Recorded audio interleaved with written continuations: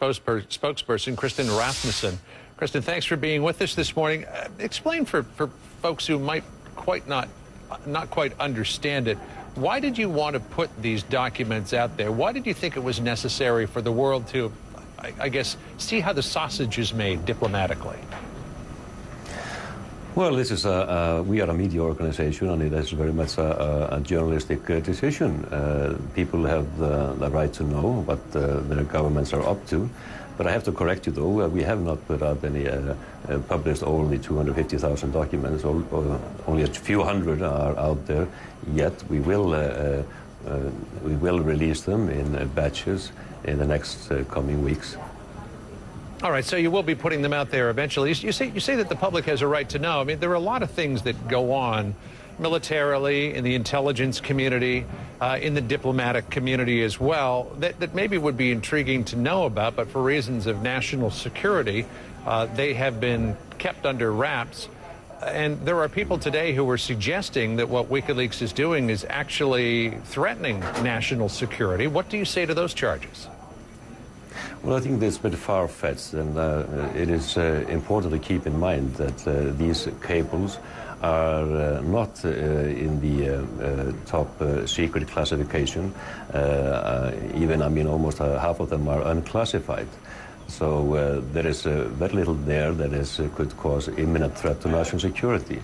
And may I add, because of the accusation that the information in these cables may cause danger to individuals, that we have and will go to great length in scrutinizing the materials, both our organization and our media partners, in order to redact names of individuals that might actually be harmed by the exposure. You know, a lot of what we're seeing, I mean, you know, I guess the State Department and the administration is calling it sort of unvarnished communications in the diplomatic world, between the members of the diplomatic corps. Things like Iranian President Mahmoud Ahmadinejad being compared to Hitler, French President Nicolas Sarkozy called an emperor with no clothes, the President of Afghanistan, Hamid Karzai, driven by paranoia. I mean, this is the sort of thing that if you are an American diplomat, you don't necessarily want these people to know about. But is it really... Well, if you're an American diplomat, should you actually just say those things, compare a leader to Hitler?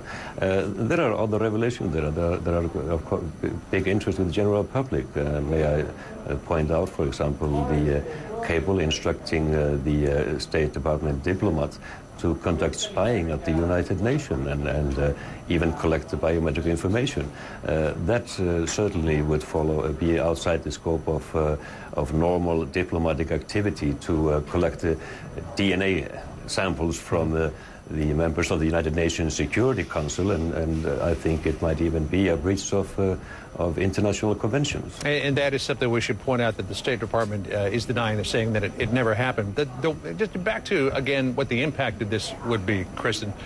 The White House calls this reckless and dangerous. The chairman of the Joint Chiefs of Staff, Admiral Mike Mullen, says lives could be put at risk here. The State Department says it could risk counterterrorism operations, certainly impact relations with other nations.